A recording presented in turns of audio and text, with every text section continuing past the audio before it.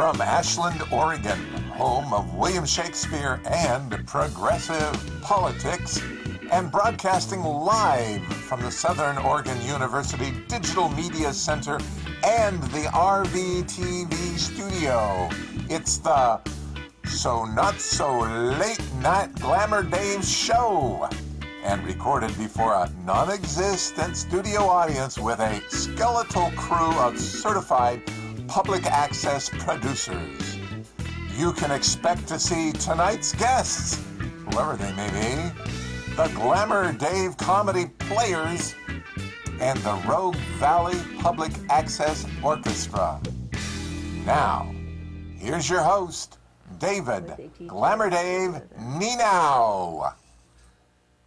Hey there, Rogue Valley. Welcome to the next edition of the So Not So Late Night Glamour Dave show. This is part 2 of tonight's show. I'm your host, David Glamour Dave Nienow. And so for this next segment, I happen to have as our guest Carole T. Beers. She is a local author. She's based in Grants Pass. She is a writer of New West mysteries with a bit of romance. And so she's got a new book out. And we also continue on with having Marianne Graham as my guest sidekick for the evening. So welcome, Marianne, and welcome, Carole, to the show. Thank you very much. And that's Carole, by the way, with an E. Carole with an E. That's right, yeah. Yes, sir. Named after Carole Lombard. Oh, yes. there you go. Cool. With an E, yeah. Who in the 30s came up to the Rogue Valley, in fact, with her husband, Clark Gable, and to fish and hunt.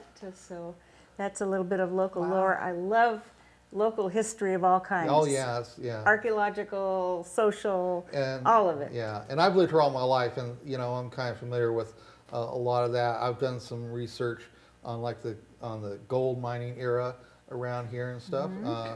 And yeah, this area's got a really great, unique history about it. It does. It's a little bit of the frontier, and there's the arts, and there's Asian populations. There are different races coming into it.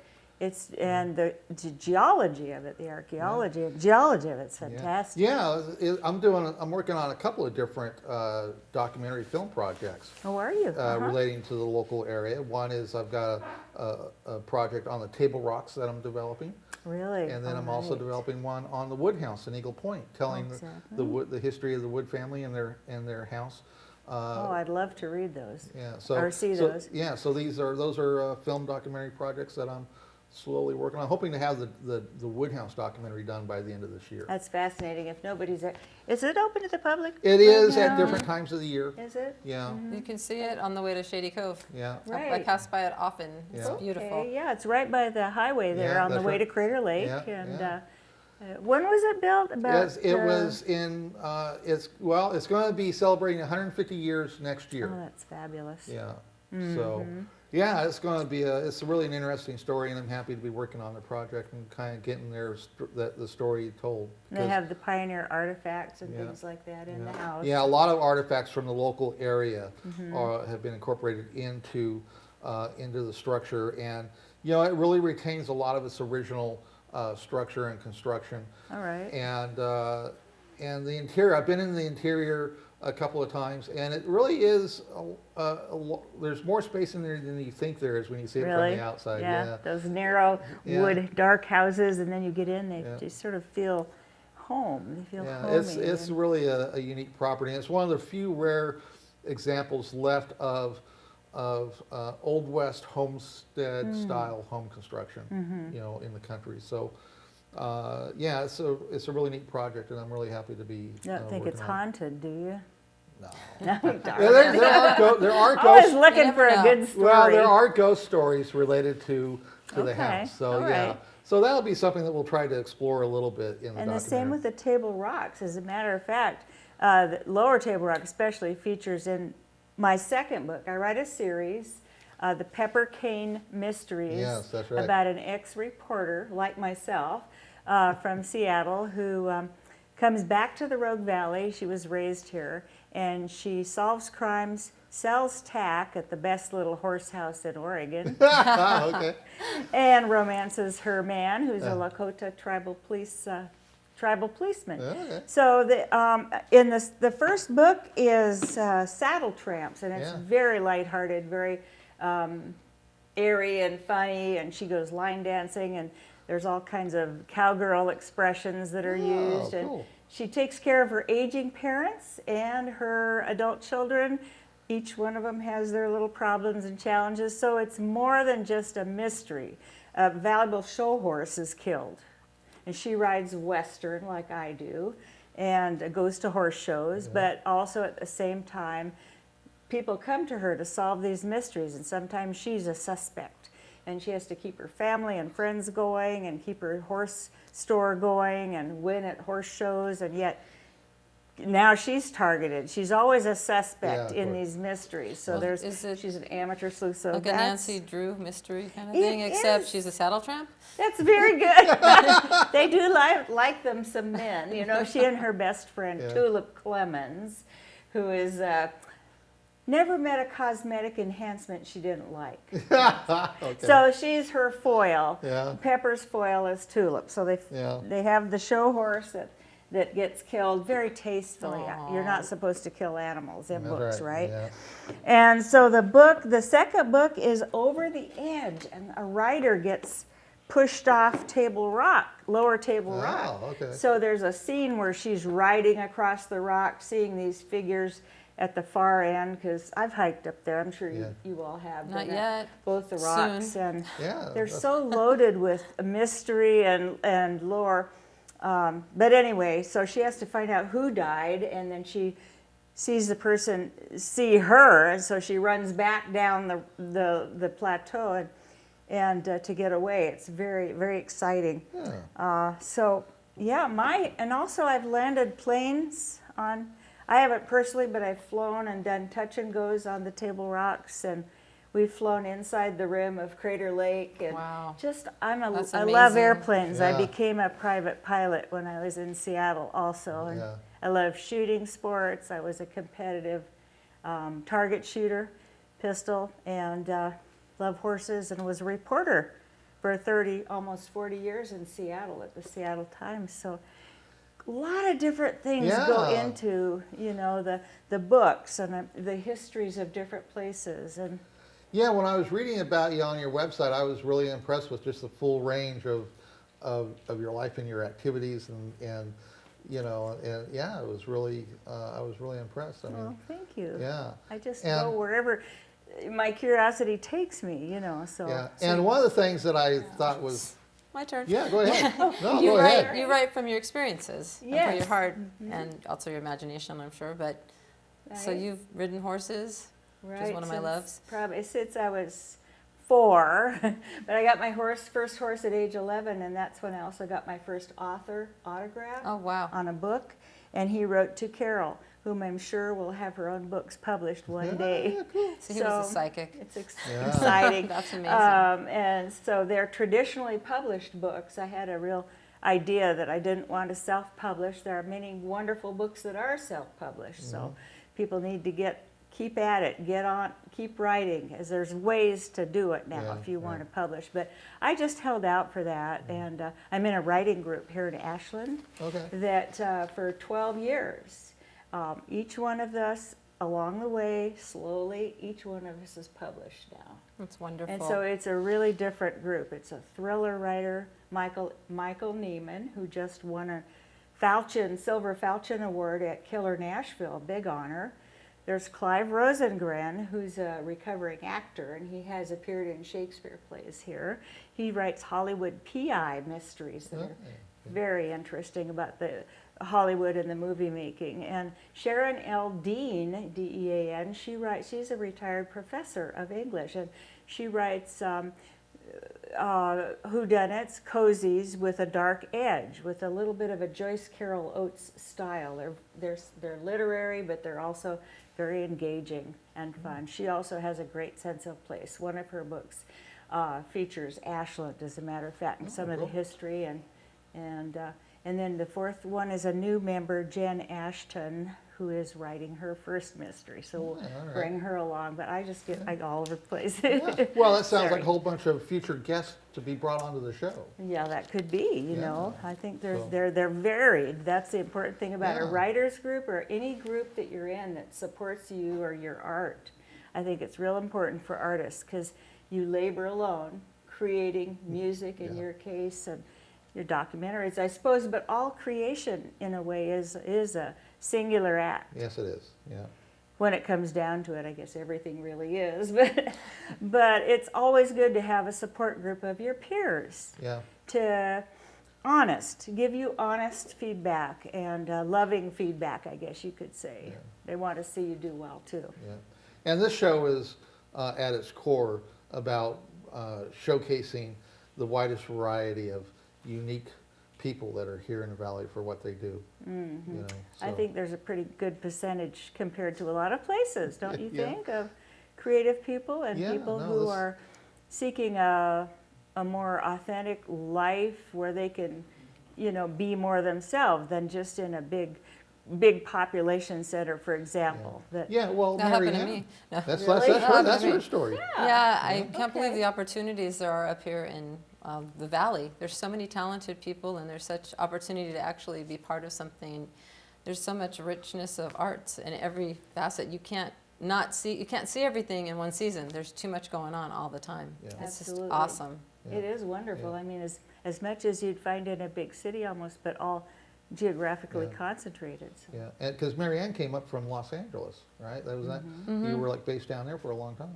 My whole life, Yeah, pretty much. Yeah. Yeah. And so and so she And- came up here a few months ago, and It's been it'll be a year on 9/22 that I made it up here, yeah, and it's amazing, and I love it. Oh, All the that's people I've met great. are so wonderful. Great. I'm happy. Very You happy. do miss your homies and so forth. You stay in touch, like you say. Yeah. Facebook is a lifeline, really, Yeah. for me. And so, what do you want to know? I have Yeah. the 4 books. The, yeah. And your latest the third one one was Ghost Ranch. Okay. The heroine is trying to open a bed, barn, and breakfast on Okay. Oh, how cute. I like it. Ride Our Horse or Bring Your Own. So it's called The Best Little Bed, Barn, and Breakfast in Oregon. And she moves her horse house there as well, her tack store. But anyway, she's walking the property. It's on the lower Applegate where it gets nearer to the road and so forth.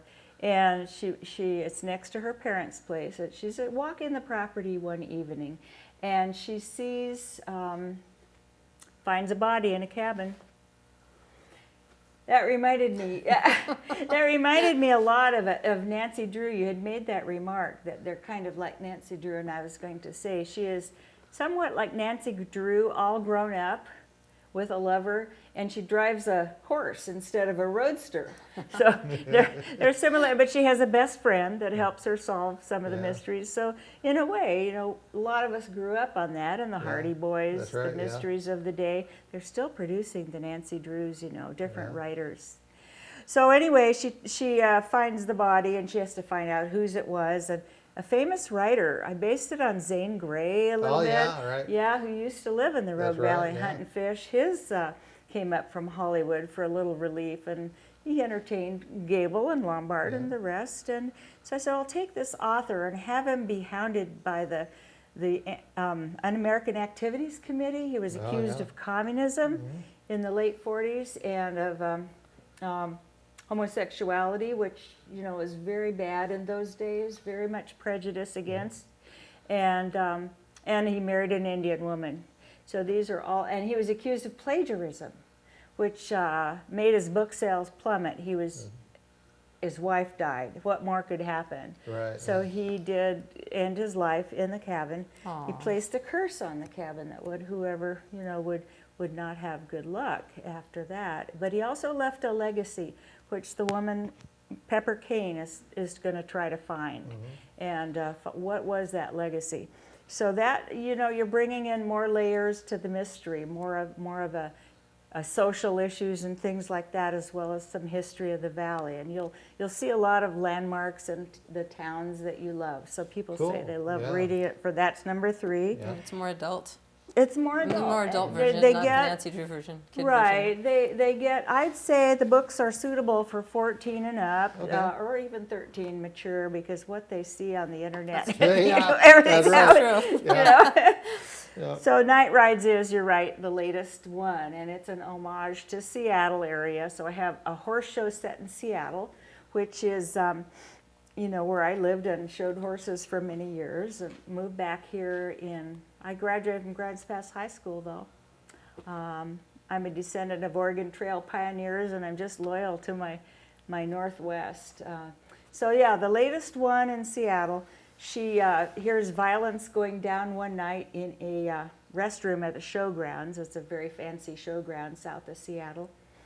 And hears later someone was killed in it, and security won't help. It's just nobody can find out what, but they do finally find a body.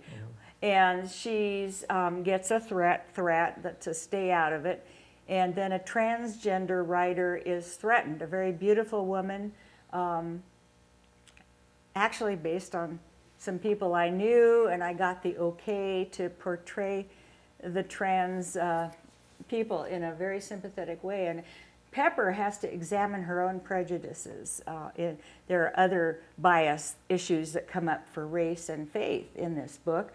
Very lightly, it's not light topics, but I just suggest that she has to look within to find out, how do I feel about this? And should I help this person? That kind of thing. And her own daughter is kidnapped, so then a race for time comes on. And so this is the most ambitious book. And you don't have to read them in any order, though. Okay. You could just start in, because I don't do any spoilers. Start in anywhere, but Saddle Tramps, Over the Edge, Ghost Ranch, and then Night Rides. And the new one will be coming out in a month or two, called Shadow on the River. So it's, I will say, she does get her bed, barn, and breakfast on the Applegate. But then the trouble really starts. All right. So that in a nutshell is what I've been doing. Well, they all sound like really interesting stories. And that's what when I discovered you online a while back and kind of learned a bit about the basis of your books, and I thought, well, this is like really interesting, the approach that you were taking.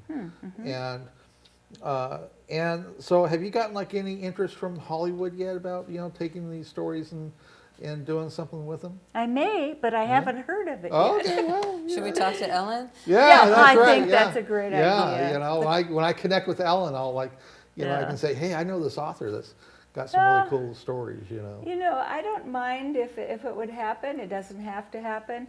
I just think the people that are discovering the books and enjoying them, it's a very small publisher that I am with. Yeah. So they don't do any marketing, and of course I have to do it all, and I'm a social media beast. So I'm all over Facebook, reach my friend limit, but in Twitter I'm building that. I didn't know there was a friend limit. There's a friend limit. What is the friend Who limit? knew? And Really? on Facebook, it's 5,000. So Yes, so someone drops off, then I'll add someone who said they wanted. I just finally broke over 1,000, and I've been on Facebook for like forever. So So Oh my gosh! So my career at the Seattle Times colored a lot of this. I learned how to interview people. I learned about characters, what makes them interesting, and. Can you explain your belt buckle? Yeah. Oh, that's right. Yes. Well, I do show horses. I did for a hobby, and I've had horses for many years, and helped birth them, and helped train some of them, and so forth. But this belt buckle is for a regional championship in some event. I think there's a 4-day horse show. Riders from Washington and Oregon and Idaho could all compete over 4 days every fall, and this is for a championship. I have 3 events: competitive trail, and Western pleasure, and Western horsemanship. So this is for 2012. I won this one. I have a dozen or more buckles and several national honors from amateur events in walk trot, also in those events, trail, and so I have trainers here in the valley that I was working with. So.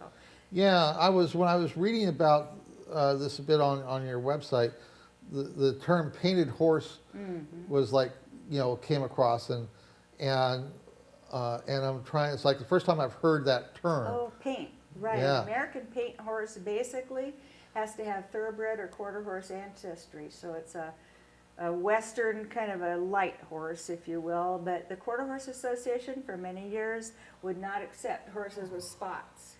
or white stockings higher than their knees and hocks, or white that went across their face.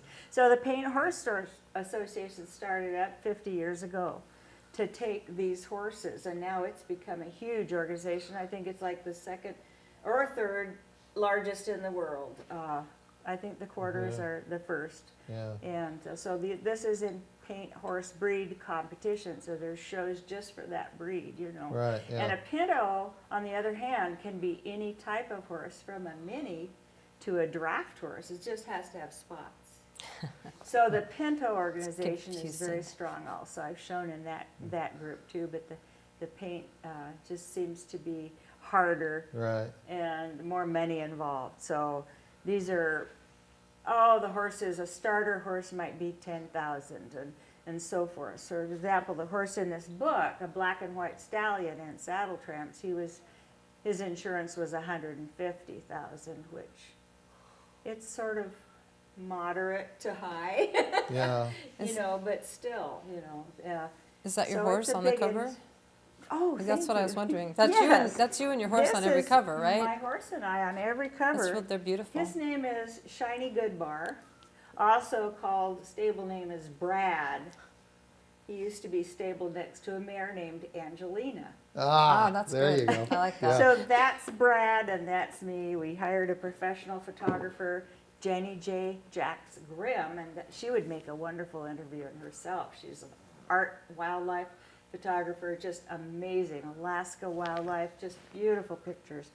So yes, that's Brad and Carole. I just rode him today. He's such a sweetheart. He's such a clown. We're alike. We're kind of hams, you know.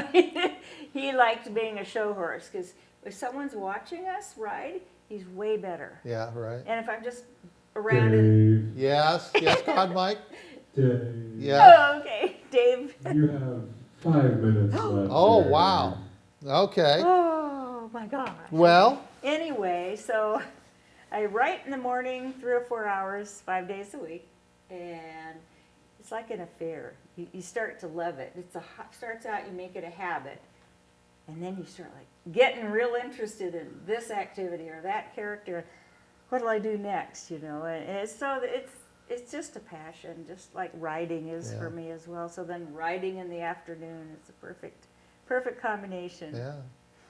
Well, Carole, I very much appreciate your coming on. Now, we have a thing that we can do in these last few minutes, and we can either have an awkward moment here, or you can toot your own horn with a cheap plastic horn that I've got. Oh, I see. Or you can try and win the small cash prize of 100 pennies, and all you gotta do is answer a trivia question.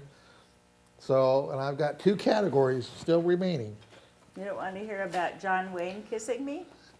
Wait, Okay. that sounds pretty good. Yeah, That might okay. be awkward. No. Yeah, well, yeah. No, I want to hear. Michael Yeah. was talking about his lips kissed the lips that kissed Yeah, Elvis. that's right, yeah. And, well, he kissed me on the forehead. So I'm Yeah. not sure if I was interviewing all kinds of celebrities for the Seattle Times, but I met him one day during the Vietnam era, and Yeah. he wasn't giving any interviews. And I said, Mr. Wayne, he's 6'6".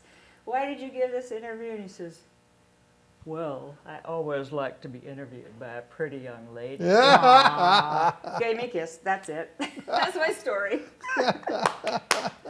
Well, hey, that's pretty good, you know, so still, I mean, that's, you know. Well, Joco Fair, I met a gentleman, a veteran in a wheelchair. Bless his heart, he had the cowboy hat, and he said, you met John Wayne? And he says, could you kiss me? So I kissed him on the cheek, and he said, oh my God, wait till I tell my wife I kissed the woman who got kissed by John Wayne. 1 degree removed. Sorry. Well, you know, the only thing I can claim is that I've been kissed by a few fitness models, so. you Well, know. I've seen some of the pictures on your pages. Yeah.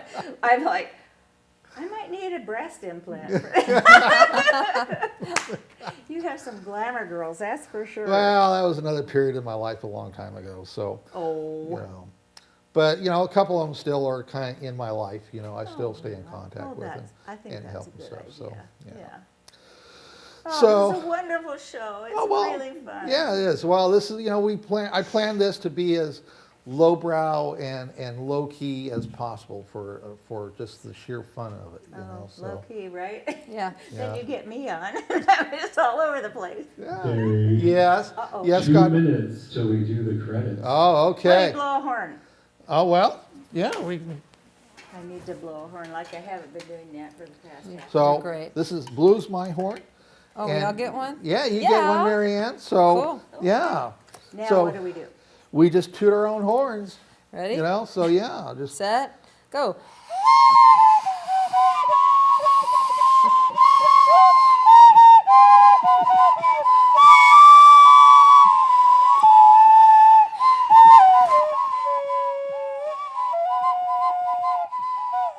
Dave, we just lost all our viewers. Yeah, that can happen sometimes. Snake charming. right? Yeah, that can Oh my happen gosh, there's a sometimes. cobra. Yeah, and you gals Down, you down. get to keep the horn. Oh, So really? as Uh-oh. a Lost my memento of the experience of being on the show. I'm so honored. Oh, Yeah. Thank no you. kidding. Yeah. Oh, treasure of I can blow my horn all the time now. That's right. Yeah. I can stir my sourdough batter. Yeah, that's like, you know, I mean, it's Love one time in our lives we should all have the experience of being able to toot our own horn, and that's what Thank this you. whole Thank you yeah, so much. so you know, So generous. well, you know, And the shrimp beforehand in the green room and Yeah. the That was- cookies.